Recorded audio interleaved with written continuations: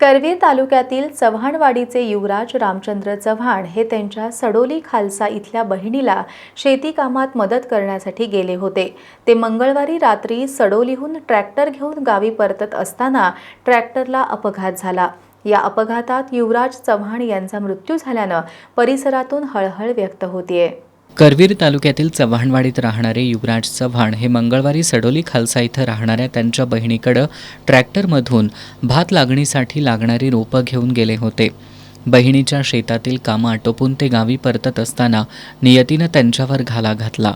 मंगळवारी रात्री 10:30 वाजण्याच्या सुमाराला घुंगुरवाडी परिसरात त्यांचा ट्रॅक्टर पलटी होऊन ट्रॅक्टरची पुढील दोन्ही चाकं निघून पडलीत। या अपघातात युवराज चव्हाण गंभीररित्या जखमी होऊन ट्रॅक्टरमध्येच अडकले होते।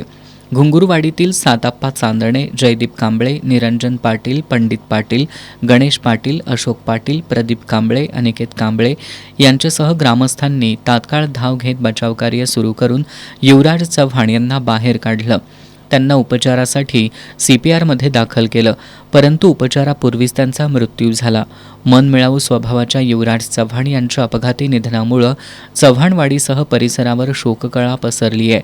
आधारवड हरपल्यानं चव्हाण कुटुंबावर दुःखाचा डोंगर कोसळलाय। करवीर पोलीस ठाण्यात या अपघाताची नोंद झाली असून पोलीस हवालदार महेश बांबळे या प्रकरणी अधिक तपास करतायत।